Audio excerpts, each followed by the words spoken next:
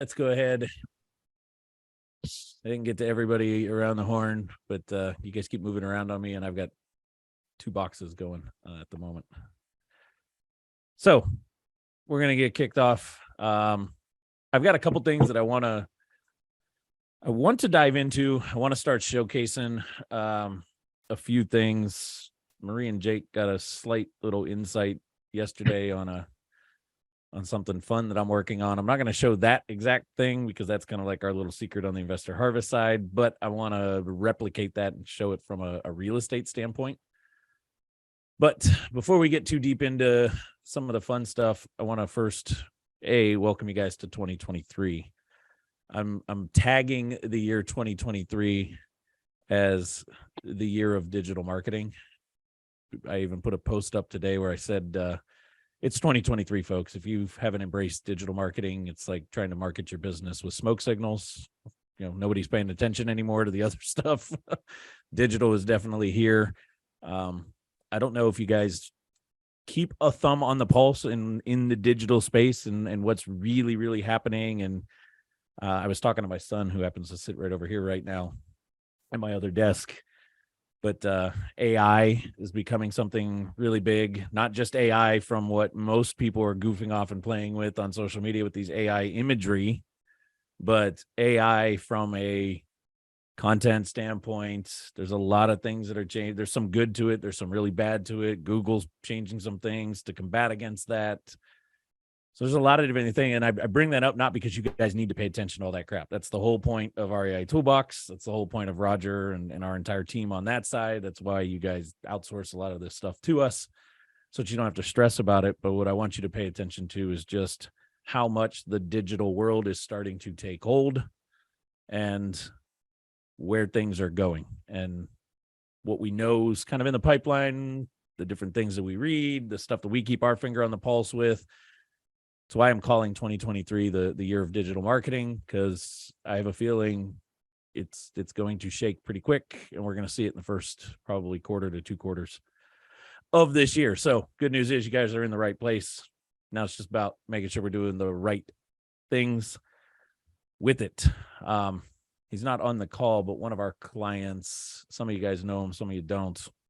I won't say his name just out of respect in case he didn't want me to share his name. He and I were talking the other day, and he made the comment, I know I need to get better at my marketing. I just need to be focused on doing the right marketing instead of just marketing for the sake of marketing. And I couldn't agree more with that statement. It was like the best statement that I've heard from somebody in a long time. Marketing for the sake of marketing is not necessarily the best, right? The right marketing is the focus. So with that, as we go forward in the next couple of weeks, and especially now that we've let kind of the cat out of the bag, so to say, Investor Harvest, that kind of stuff, a lot of you guys have gotten yourself signed up. It's been like every day we've been seeing people come into the Investor Harvest program. I know not all of them have gotten into Discord. Some of you guys might have had a problem with the Discord thing. We made a goof when our team created the channel. They forgot to set the invite link to never expire. So it expired after 7 days. So if you didn't join right away and you're having issues with it, just ping myself, ping Marie, or ping Jake. We've got the new link to help you get in there. But you're going to be noticing a little bit of a difference now that we're into 2023. These calls, I'm going to bring them back to 100% being hyper focused from a marketing standpoint and not so much kind of across the board variation of topics, these type of things. In the real estate business, right? Really keeping these calls hyper focused around marketing. And then those of you guys that are part of the Investor Harvest program, that's where we're going to start really sinking a lot of our energy and our effort into all other topics around the real estate industry, the real estate business, sales, acquisitions, right? Deal structure, all these different types of things. All of that stuff. Okay.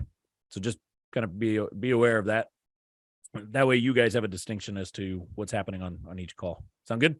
Just quick thumbs up from everybody on that. And then let's see, one last housekeeping item before we kind of move into today's plan. I know last week when Marie and Jake were kind of taking the lead on the call, I appreciate them stepping up like that. In case you guys didn't know, I actually called Marie, I think maybe about an hour before the call, and said, hey, change of plans. The family wants to go do this, and I'm not 100% sure how well my signal is going to hold up. Can you please run the call? And she stepped right in and did it. So big thank you to Marie and Jake for kind of taking the reins on that. But we mentioned that the REI Toolbox and Investor Harvest combined event was going to be happening here in Los Angeles in February. There's a change. It is actually going to be taking place in Phoenix, Arizona. Same dates, February 21st, 22nd, 23rd. It's just going to happen in Phoenix, Arizona, instead of out here at the office in Los Angeles. Marie is working on nailing down a location, so we should have more of those details out in the coming weeks. Just know, if you're coming, book your flights into the Phoenix airport on the 20th, so that you're there for the 21st. Where in Phoenix? We'll get you that information as soon as we lock that down. And here's why. I'm going to throw this out to you guys to be able to take first advantage of this. If you are a REI Toolbox member and an Investor Harvest member, you are going to have the option. I don't know how many just yet, so reach out to me if you're interested, and I will let you know if there's still openings or not.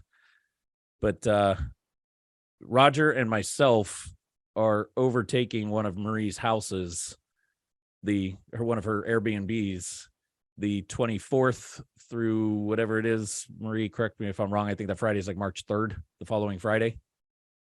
If anybody is a baseball fan, you should know what the 25th through like the 3rd is.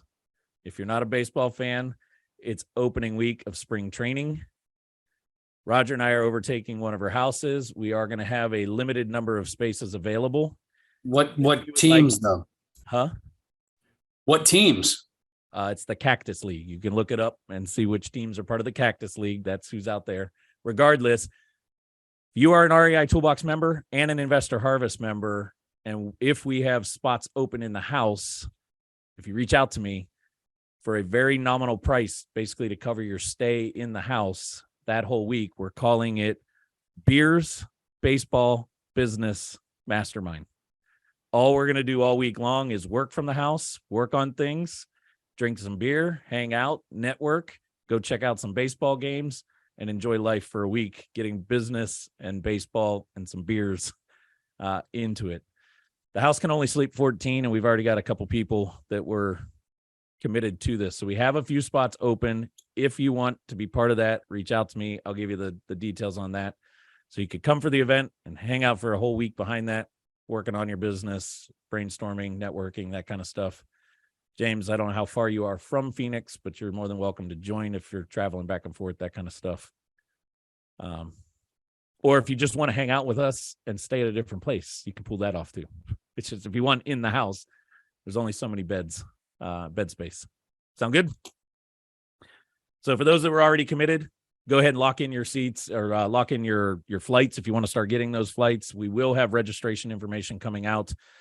The way the event is going to work, it's 3 days, but we're going to split it where for the first day and a half, so the 21st and the 22nd, it's all going to be REI Toolbox and marketing focused. And then the second half of the 22nd through all day on the 23rd, it's going to be 100% focused from an Investor Harvest standpoint. So if you're not an Investor Harvest member, you're coming for a day and a half, and then we'll shift into the Investor Harvest side. If you're Investor Harvest, you're there for the full 3 days on that. Okay. Anybody have any questions on that stuff, or any of the housekeeping items or things to be prepped for? Repeat the dates and the fly-in date. The dates are, the event will be the 21st, 22nd, 23rd. So you will want to fly into Phoenix on the 20th, because we will be kicking off probably about 9 a.m. at the absolute latest. Or if you want to get crazy, come in a little earlier, because that's an MLK weekend, so you extra day. February, correct? February 21st, 22nd, 23rd. And then the Beers, Baseball, and Business Mastermind will go the 24th, which is on Friday, through the following Friday. You don't have to stay the entire time for that either. You decide when you want to leave. It's just, we're there the whole week. So And just so you know, the change happened because I don't know. I told Marie I wanted this house like 3 months ago. And when Marie, Jake, Roger, and myself were picking the dates for February, we all agreed to the 21st, 22nd, 23rd. And then driving home last week, it hit me that I need to be at Marie's house in Phoenix on the 24th. A little hard to get from LA to Phoenix from an event straight over there. So we decided to just move the event to Phoenix. Sound good? And for some of you guys, it's actually easier to fly into Phoenix, I think, than Los Angeles. And you're leaving Phoenix on what day? Whatever that following Friday is, I think it's the 3rd. Oh, you're staying. Okay. So 21st to the 3rd. Okay. Yeah, it's Friday to Friday that we'll be at the house. The first 3 days, you won't have a place to stay. You got to figure that out for yourself, just like I got to figure it out. Okay. So the Let's 21st through the 23rd is we need to find our own place to stay. Correct. And I would hold off getting a place to stay until hopefully by middle of next week at the absolute latest. Marie, myself, Jake, we have all the details locked in. We'll know exactly where the event's going to be in Phoenix so that you can look for a place closer to the event area to stay for those 3 days. Cool. Anybody else, anything? See Bob's, oh, you're sending something to me direct. But the 24th through the 3rd, that's it. Marie's in Phoenix. That'll be at an Airbnb. So we do have somewhere to stay there. Yep. If you're interested in that, you need to send me a message after this call so that I can lock you in. Cause like I said, there's only so many sleeping spaces. That one's going to be a first come, first serve. Okay. Yep. And Roger is coming solo. So snuggle fest with Roger is an option.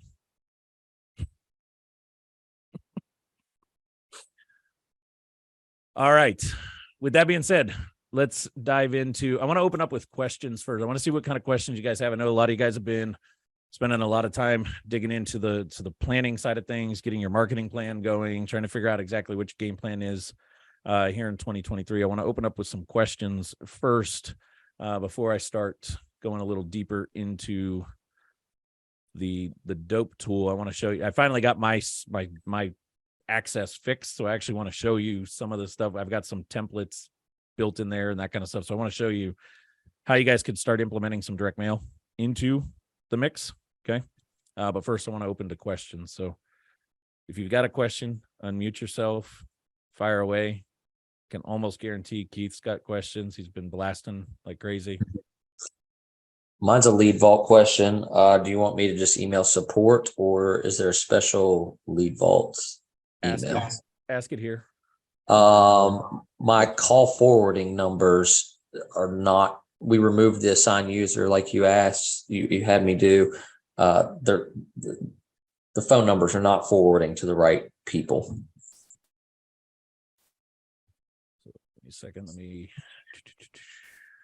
Where you at? Building Appalachia. It almost seems like they're all coming to Jacob for whatever reason, but we don't have any assigned users. Like my tenants, they're calling the number on our website.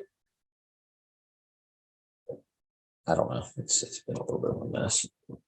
They're all ringing forward through to Jacob and they should not be.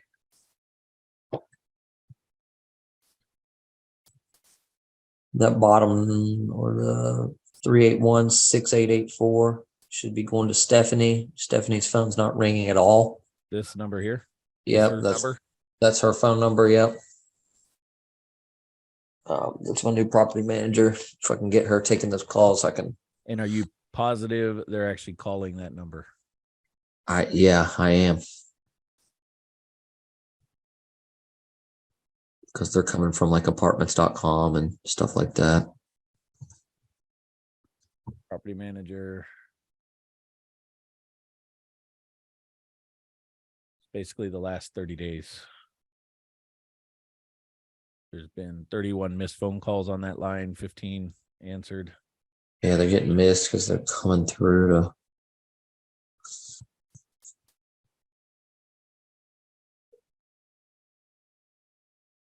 Wrong person.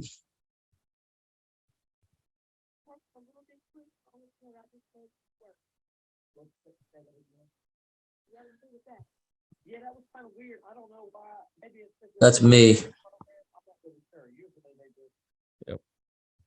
So that's coming through to me. I don't, I'm not even assigned to that phone number anymore. That's from today. It rang through to me. All right, send a message into Cyrus on this, and if I have a second, we're doing a live video right after this call, but I might just spot check. I might try to randomly call one of these phone numbers and see what's happening. Oh, okay. But yeah, send a message to Cyrus. Support at TRC or Cyrus at TR Talk Results. Send it to support and let them know that it's, hey, I need Cyrus to, or you have Cyrus's calendar link. Book a call, jump on a call with him, and tell him what's going on. Gotcha. Thank you. Anybody else questions that you want to get into first? Nothing? You guys are that perfect already, right out of the gate. Keith, I see you biting your tongue. So, or we need so much help we don't know where to start. what's that, Lauren? I said, or we need so much help we don't know where to start. Pick a spot. Go ahead, Keith. I saw you unmute. This is for some reason, and I don't know why, I don't have a question. Somebody put a mark on your board. First time ever.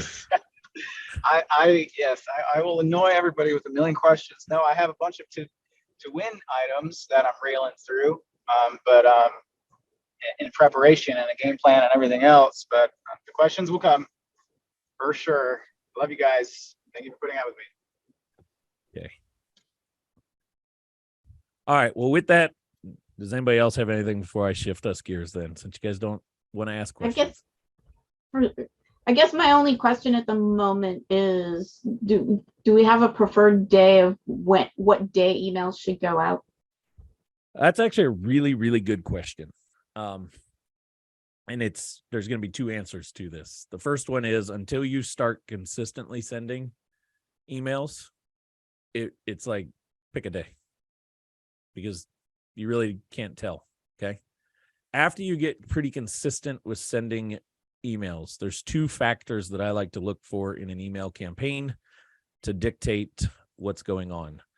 Number one is I want to pay attention to, and hopefully your software, Dominic, I know which software you're using. I just don't know it well enough to know if it can answer these questions. But what I like to look at after I've sent a series of emails, I've got this campaign running on a consistent basis, I want to make sure that they're coming out at different days and different times across that campaign initially. Because what I'm trying to figure out is let the data start to show me two big KPIs here. Which days seem to have higher open rates? Right? Because the first metric in an email campaign that we need to pay attention to outside of deliverability is it getting opened? Right?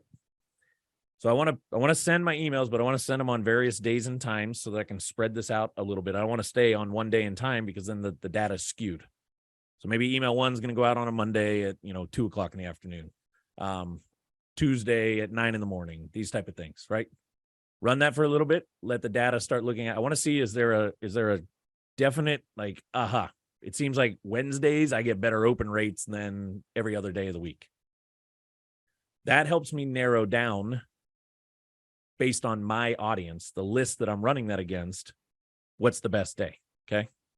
The second metric that I want to start to pay attention to is Wednesday. Let's use this as the example. Wednesday might be the higher open rate, but for some reason, Tuesday, I don't necessarily get as many opens, but the ones that open on Tuesdays, my click-through rate is through the roof.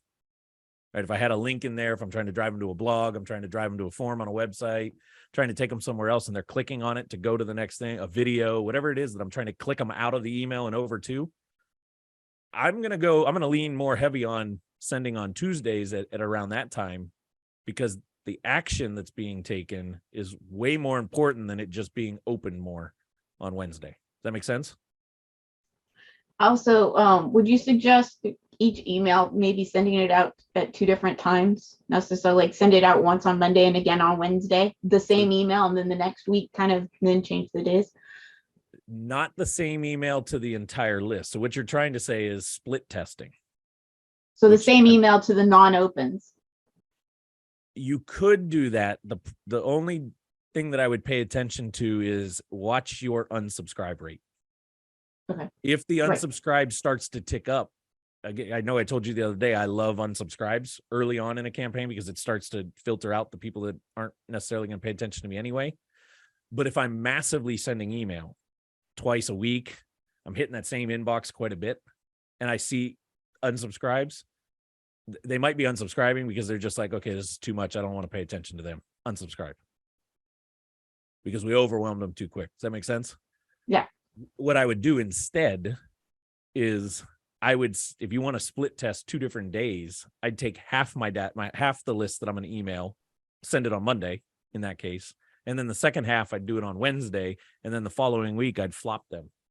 The half that got it on Monday, get it on Wednesday. Wednesday gets it on Monday, and reverse it back and forth for a couple of weeks to see if I'm seeing correlations to that. That's the true Okay. way of split testing. Okay. That way we're getting better data, not overwhelm possibilities. Okay.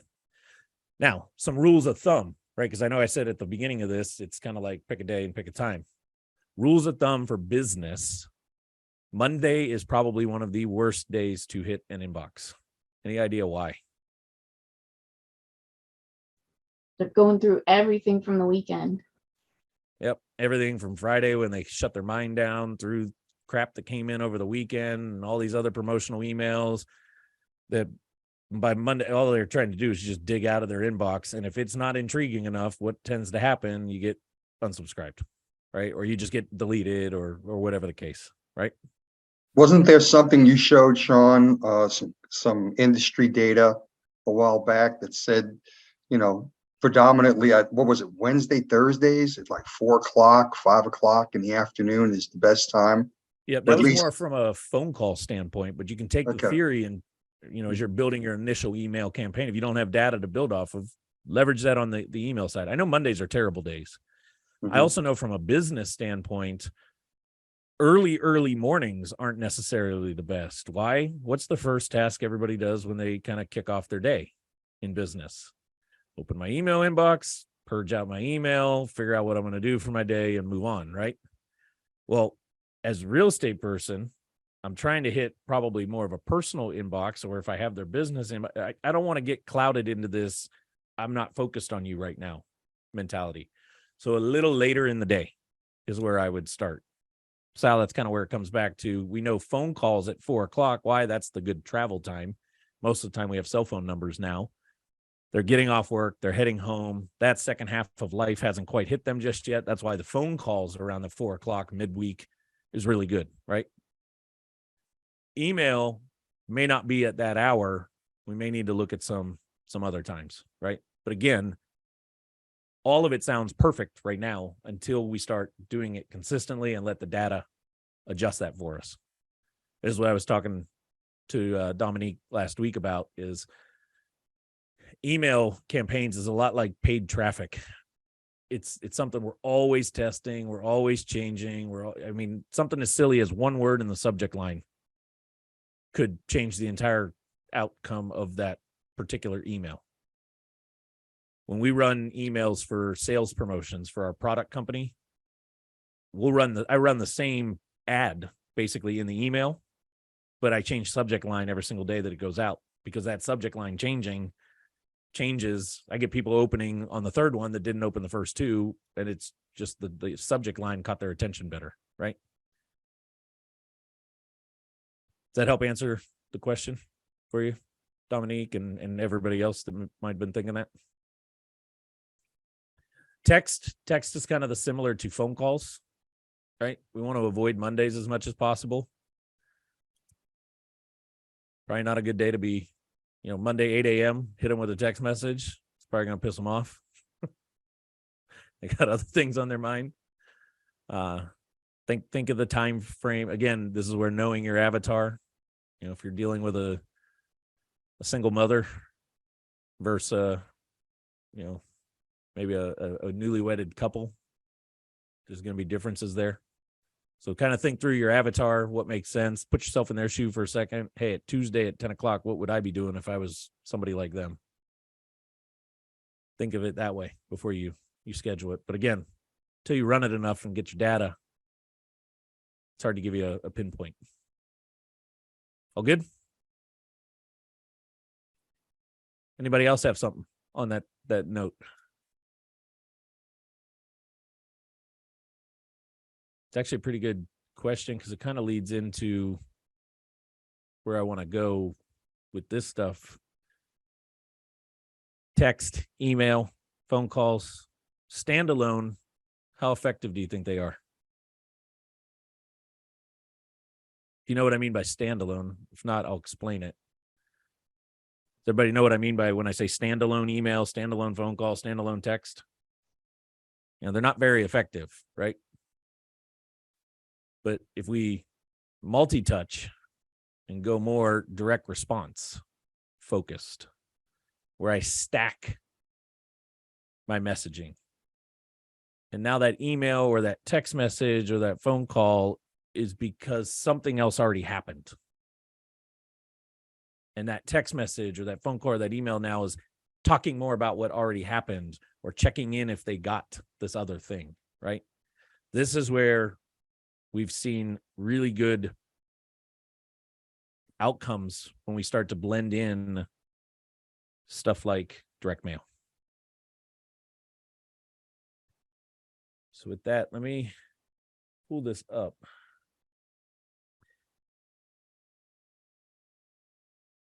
And I'm going to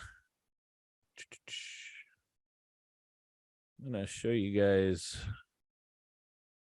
a little deeper here. Let me open this up over here where I can see you guys. Everybody can see the dope platform. Yes. So take this. Let's do this one here. Tired of being a landlord. All right. This would be the front of the card. In this case, this would be the back of the postcard, the one that we particularly have designed for access home buyers, right? Take this, right? Let's say I'm going to start a multi-touch campaign. I'm going after people that are landlords. I want to try to get more rental property, trying to attack them. First step in this campaign, I can fire this postcard out, right? And I'll show you how the software can do this stuff for you and that kind of thing. I want you guys to understand the campaign structure first and what I mean by stacking and going multiple touch here. Let's say this postcard goes out, right? Pretty simple. Tired of being a landlord. Let's talk about your portfolio. It's got some stuff on there on the back. It just kind of talks about some of this stuff here, right? If any of these landlord problems sound like you, give us a call ASAP, right? Are you done with dealing with vacancies, tired of the cash, chasing down rent, all this kind of stuff, sick of the problems? I can send this card. Now the second, wrong card. The second step behind this, where the better response would come from a text message or a phone call, if I mail this card first class, chances are 2 to 3 days after it quote unquote sends, right? I schedule this thing to send out. They should have received this in their mailbox. Would you guys agree with that?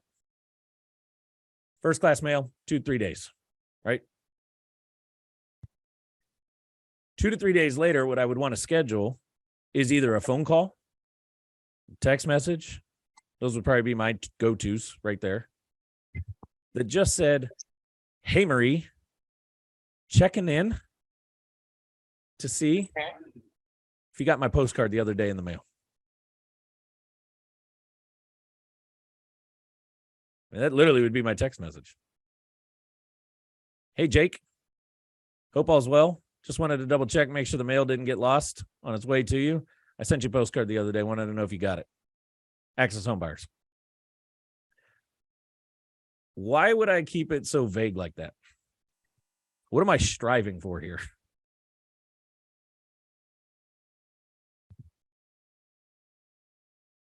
You're piquing their interest so that they call you. They want to find out more. Not even hoping for the call. Jake, if I sent you that text, hey, Jake, just making sure the mail didn't get lost on its way to your house. Sent you a postcard the other day. Hope you received it. Access home buyers. What naturally is going through your head? What postcard? Then I'm gonna go look for the postcard. Exactly. You're just building rapport with them right now. I'm trying to pique his interest because, Jake, do you go through all the mail at your house every single day? No, absolutely not. So Jake might not have even seen the postcard because his wife might have set it on the pile for Jake to pay attention to. Jake just hasn't paid attention to it yet. She also may have thrown it somewhere because where did I tell you most people go through the mail? The trash can. In front of their trash can. Now, this postcard's a 6x9 postcard. It's a pretty big postcard. It's going to stand out in the mail, right? And if Jake and his wife are rental property owners and Jake's been constantly complaining about being stressed out and pissed off and tired with his tenants, you think his wife's probably going to sit it off to the side for Jake to look at. That's what I'm going for, right? As a marketer, this is what's going through my mind. This is what I'm hoping for. Postcard hits him a couple days later, send the text. All I'm hoping for is that Jake starts to respond to me. Bob, to your point, maybe they pick the phone up and he calls me. He's like, hey, I don't know what you're talking about. I didn't get a postcard. Maybe he just sends a text back that says, actually, I have not. I didn't see it. All I'm going for, right? Remember, the point of marketing is nothing more than to create engagement, get the conversation started so that we can move this to the sales process, right? My actual acquisition process here. That's the job of my marketing. Now, is there still a chance that Jake ignores my text message? Yep. Wrong timing, whatever the case. He ignores my text message. So maybe I have it scheduled. Maybe I design another postcard. I don't have a secondary one, but let's say instead of this saying tired of owning your house, right? Little different design and tired of owning a rental property. All right, with this hand stretched out with money, bad tenants, bad property management, taxes too high, this kind of stuff, right? Let's talk about your portfolio. Actually, this one would work, even though it just says tired of owning a house right there. On the back of it, same thing, right? Just a little bit about us, boom, but give us a call, that kind of stuff. I could put a QR code here. I could say call or text. There's, we could change these designs. These are just some temps that are in here for you to see. But maybe Jake doesn't reply to my text, continues down the workflow, multi-touch, a couple days, a week and a half goes by. I want to drop this in the mail again. What do you think I'm going to do a few days, 3, 4, 5 days after this one would have sent? What do you think I'm going to probably send?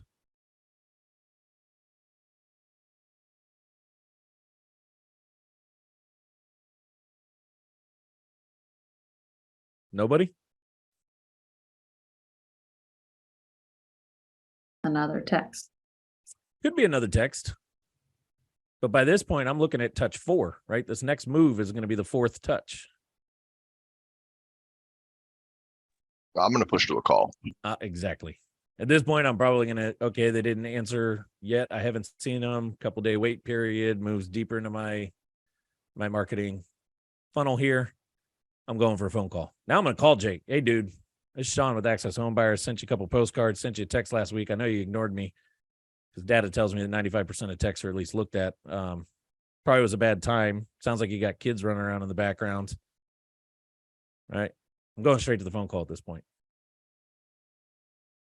But Jake does the typical, hits the FU button, tells me to go away, doesn't answer my phone call, right? Now the fun begins. Inside of here, we can come in and I can build cards, handwritten cards. Now I can go off a stock card. There's all kind of different options in here to pick from, different things. Or what I love about this is I can go a custom card. I can upload my own image, tells me what size I need to design it. I'll just pick a random image here.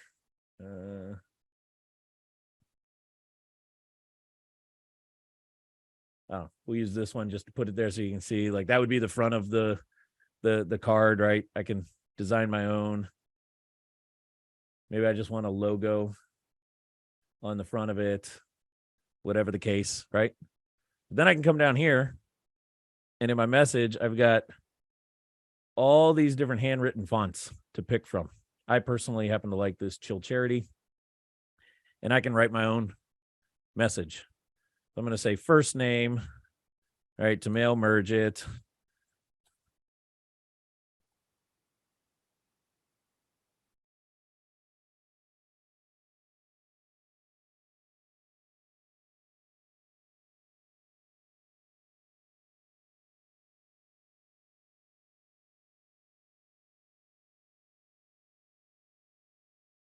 Notice as I'm typing in this box, it's starting to write it up here for me to preview it, right? I can custom write out my own card at this point. Put my own signature down there.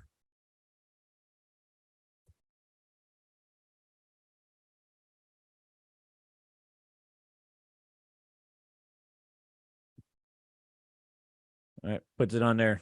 This would be the card that would go out. Now, I'm not going to save this. I'm not going to create this card here. But you would just come down and you can change the return address that you want. You acknowledge this, and you're able to create the card.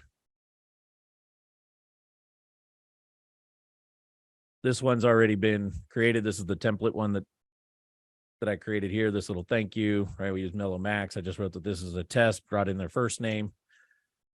But now I can tell it to fire the handwritten postcard later down the track, right? Reason I like to save the handwritten ones for deeper down the track, they cost a little bit more. So as I get deeper in, that's where I want to start. I'll spend a little bit more to try to get a different thing in front of them. I'm hoping that the postcards early on at 69 cents to mail them, the text messages that are coming out of my system, I'm hoping that starts to pique the interest, get some response coming. As people get deeper down the track, we got to go to the bigger guns to try to get their attention, right? But now I can custom write that card how I want it to be, right? Depending on the campaign, that kind of thing. Everybody tracking as far as kind of what you've got access to if you were to use a software like this. You don't need to use this software. You can do all this manually, FYI. If you want to go make your own postcards, print your own postcards, have them there. Remember to put the labels on them and send them out to people. Handwrite your own postcard, handwrite your own card. You can do it that way too. This way it's just automated. We can build it in, let it just work its magic. And I'll show you the little secret on how I'm going to use this for some things. Okay. So from in there, we go in and we can build the campaign. So I can actually tell it, like, where do I want? Let me say, okay, I want on this day, I want to go ahead and have that postcard go out. On this day, I want this handwritten card to go out. All right, we go through, we do all this stuff. We eventually confirm the actual, I'd have to put a name here and then select the list that I want it to mail against. Now, that's if you had a list that you're absolutely working, right? That's how we can run direct mail mixed with multi-touch. Those of you guys that are using Lead Vault, it can get integrated to where a step in your workflow, right? I'm just going to use, I think we got Jordan's open right here. Go to automations and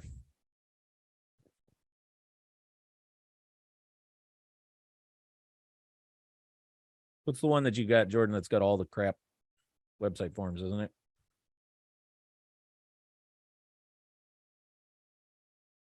What's one that you got, Jordan, that's got a bunch of steps in it? The renter form. Renter form, right here. Yep. Right. So see this from a linear standpoint, right? Maybe his renter workflow, maybe he wants to send a postcard out in this process. I don't know why in this particular case, but we'll use that as the example. Thanks for being an awesome renter. Yeah. Maybe there's a stage in here that's like a wait period, and if they don't get tagged as the renter for that, then or they do get tagged as a renter, maybe then the postcard goes out and it's like, hey, congratulations on renting your new home or something like that. Right? You can build it in here. All it would be is an additional step. You're going to come into here. There's going to be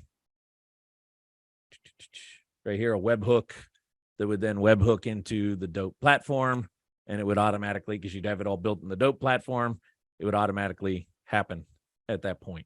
Okay. So let me show you that from kind of our end, what we're going to be doing with. So this is integratable with Lead Vault. So if they come to our site and go to our seller form, then we can send them down. Yeah. I mean, there's a ton of ways that we can bake this in. I'm trying to show you guys how to start thinking about leveraging multi-touch in a campaign structure. So something that we are going to be running, a simple one that I created right here. This is another one that I'm starting to build out over here for our investor harvest welcome. Some of you guys may not ever see this because you guys already signed up, but going forward, something that I wanted to do.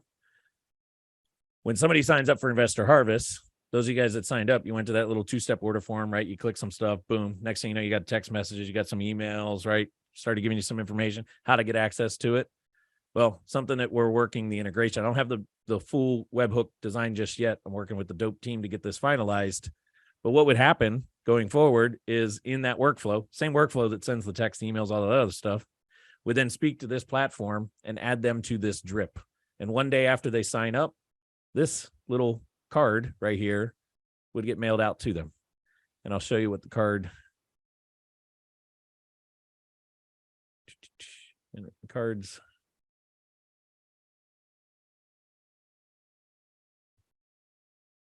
So we designed an image for the top of it, right, for the front of it. Welcome to the Investor Harvest. And then there's this nice little message inside here. You know, let me be the first to welcome you to the Investor Harvest program, blah, blah, blah, blah, blah, blah, blah. Look forward to seeing you in there. My information, all that kind of stuff. So imagine where something like that could work like this in your business, where we can integrate multi-touch, multi-different pieces. Now, some of you guys are trying to run campaigns. You don't necessarily have data, right? You know, there's an area of your marketplace that you really want to be doing more business in. You just don't know how to get those people. Anybody have that or have had that at some point? Like, I want more properties in that area. I'm just trying to figure out how to better target those people. You can use the neighborhood blitz function, which we go in, we create a new blitz. Chris or Sal, I saw your hand first.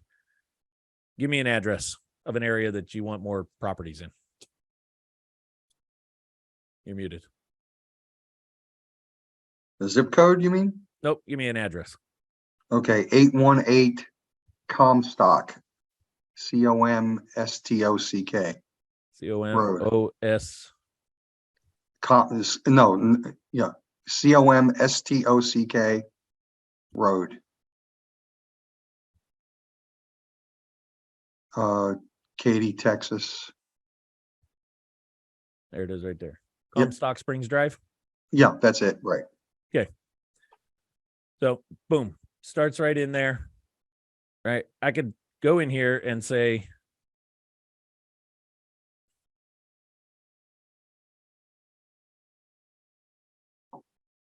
I want 25 closest. I want 50 closest, right? I want 100 closest to that address, whatever it is.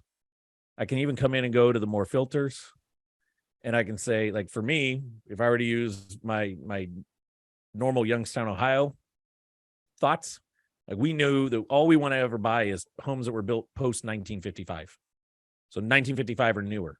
We wanted homes that were at least 3-bedroom, 1 bath, right? All these different requirements to it. So Sal, do you have something like that? We're like, hey, I only like this type of year and over, or I only like these type of sizes. Sure. Homes built after 1975. So here I would turn this on and say 1975 to 2020, 2023, 2020, 2020. Okay. 2020, right? Okay. It's going to tell me it's going to cost me 20 cents per record, Right. To filter down to this. But you'll see how it all comes together here in a second. Is there a certain square footage or 1,500 to 3,500. 1,500, 3,500. 3,500 square feet? Yeah. It doesn't matter about the gender, so I'm not going to turn that on. How about age of owner? Is there a certain age that you're going after? Nope. Okay. So I can hit apply filters, and let's say I only want 25. So notice how not every single home on that in that area has a pin on it, Right. because it's being built off of the filters that we put in there, right? Home square footage and the year the home was built. I can come here and I could say, okay, I want to schedule the first piece of mail to go out to those 25 people, add that to my blitz, hit continue. And now it shows me right here that, all right, 25 people on this, the postcards, the 25 that are going to go out for this, 69 cents postcard. That's what it's going to cost me. My extra data filters, about $10 worth. So this whole campaign right here to hit them one time with a postcard to kick this thing off, if I just wanted to hit one postcard at them, would be $27.25. Well, this could work for your rehabs, right? If some of you guys that are rehabbing a property, or you got Victor, I know you're an agent as well. You got a listing, right? You want to hit a bunch of places right around there to notify it. What's cool is once you do this list of 25 people, 50 people, 100 people, whatever the filter was set to, that gets saved to your lists, which then you can create a drip campaign against, where we're sending multiple touches over multiple weeks, mixing and matching with that, right? Because you paid for this, you're getting that data. It's now a list that you can do. That's cool. The other one that I like is if I wanted to go, come on. My mouse is acting up. Come on. I wanted to go map blitz, but I wanted to create a custom shape. And I need to start with an address. I'll just randomly pick one of these.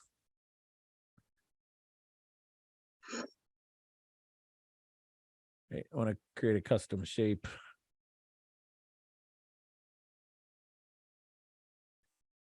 And all I want to do is hit.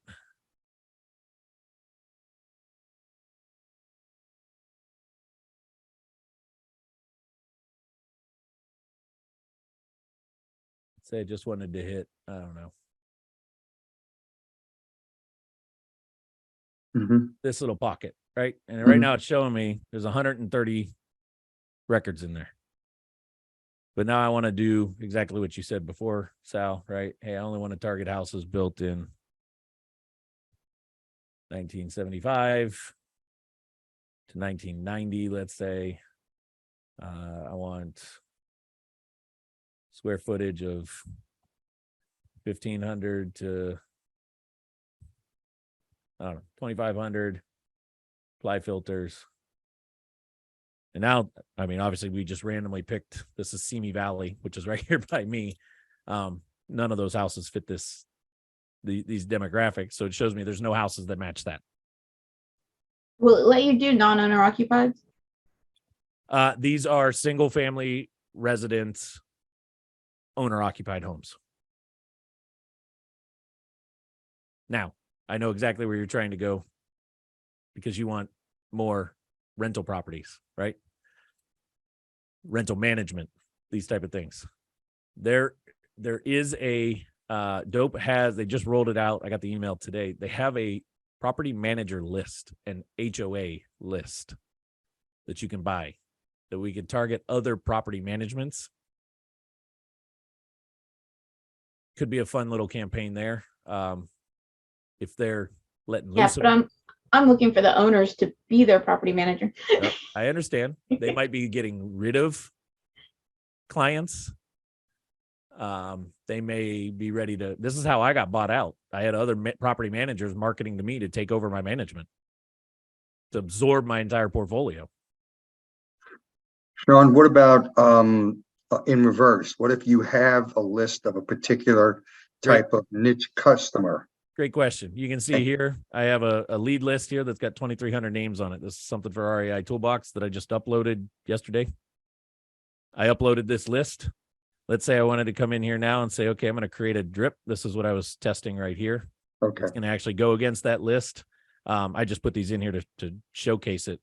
But against that list, I'm going to drop a postcard one day after, you know, the start of this thing, another one 15 days, another 20 days, a handwritten card 25 days later. Is there anything that suggests that postcards are better than letters or vice versa? What I love of postcards, because we can get up to a 6x9 at first class mail, is it is so much bigger than anything else in the mailbox. Right. It's bigger than a business envelope. It's bigger than, you know, your standard like yellow letter type. Yeah, it does stand out. It does stand out when you get it 6x9. Yeah. Most of the time, these type of postcards are just dropped on doorsteps. But by going this route, now we're getting that into the mailbox. And like I said, I go back to, if I If you've got a list and we're targeting the list and I'm mixing other messaging to it, I'm mixing phone calls, I'm mixing text messages, and I don't care where this list is, right? I know a couple of you guys on here, like you target people to teach them things, Lorraine being one, a couple of you guys, others on here. You teach people stuff. Well, if I had a list of people that would be great prospects for my course, I can upload this list and I can fire very specific stuff at them, mixed with other messaging, right? But then we start looking at some of the other components of where this can be used at in the business. And this is what I mean by multi-touch marketing, right? Instead of just living and dying by one sword, I'm going to cold call the crap out of this list, or I'm going to cold text the crap out of this list. Mixing and matching against the same audience, multiple touch, multiple messaging, right? Marie, actually, you had an idea yesterday after I shot the video and sent it to you and Jake for the Investor Harvest welcome card that you wanted to use it for with the Laura Homes. Explain that real quick to everybody. Yeah, I just wanted to be able to, on some of these smaller lists, be able to put them in a workflow that could do postcards and the text and kind of all of those things, and very specific. So like we're targeting tax liens. So I wanted to have a specific tax lien message versus, let's say, an absentee owner or something. And just want to make sure that we could have different postcards with different messaging that can go with each campaign. And that's where the integration, right, with Lead Vault, your forms, Sal, you guys get people going to that, probate page, filling out a form, looking for information. Maybe it's the probate checklist that you guys have. Maybe it's that form, right? They go there, they download the probate checklist, that pops them in over here, and a day later, a postcard goes in the mail, mixed with the rest of your automation that you've got built, where you're hitting them with some texts and some phone calls and these type of things. Remember, top of mind. That's what I'm going for. And why, to answer your other question again, postcard versus letter, what do I love about postcards? I can brand it. I can't brand a handwritten letter like I can brand a postcard. Got it.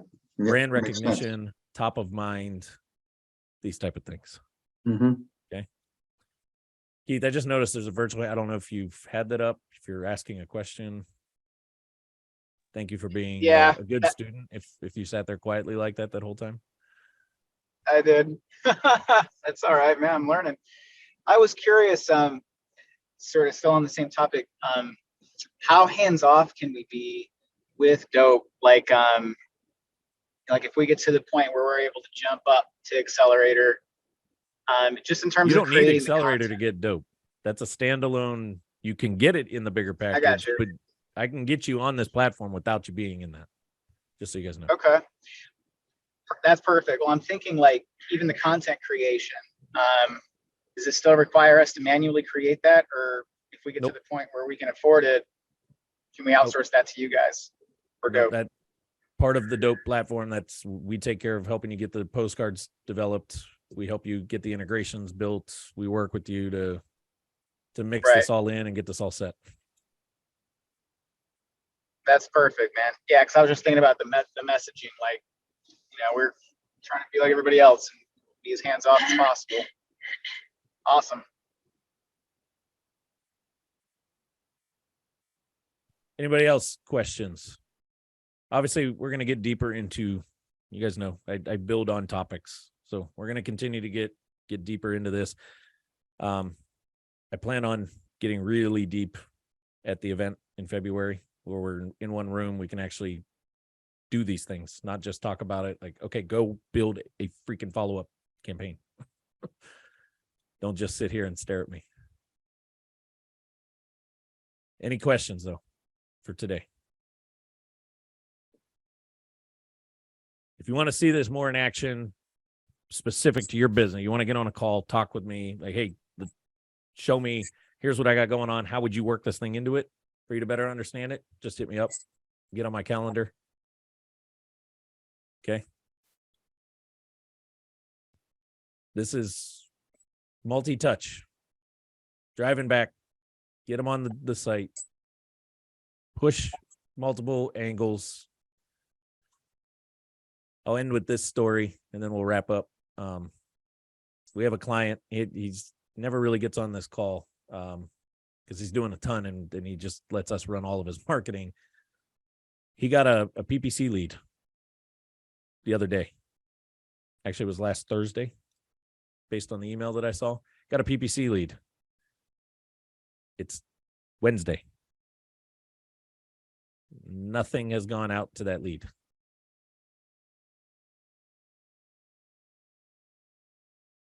You guys think that's going to convert? That's not good. No. When somebody's on your site, when they filled something out, whether it's checklist download, filled out a form, request more information, want to get on an email list, whatever, these are the hot leads. These are the ones that they're expressing some form of interest right now. Right? We want to get on them like crazy.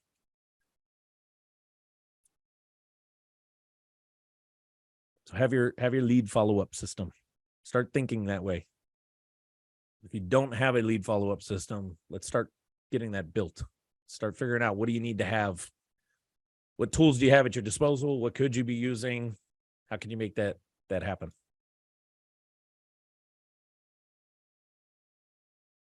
Okay. I don't want to go too long. I know Marie and Jake are waiting on me for some other stuff. We're going to be doing a Facebook Live after this. But Dominique, I've got going to your email campaign. There's something called trigger links. I don't know if your system does it, but LeadVault does it. I could put a link in an email. If they were to click that link, it would trigger an action. So by them clicking it, I could tell it to then throw them over into this software. And just because they open an email, they start receiving things in the mail from me. Because now I know that they expressed interest enough to open the email. Well, send me some information about your system because I don't have that. I will do that.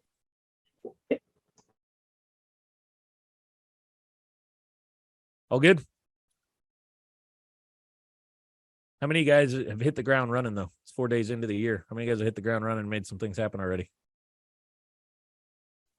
Good. I'm dealing with some. I know Jake was posting the other day about some deals that are already closing up. And Lauren, you were telling me about deals that were coming back to you. So did you get your water issue fixed, Jordan?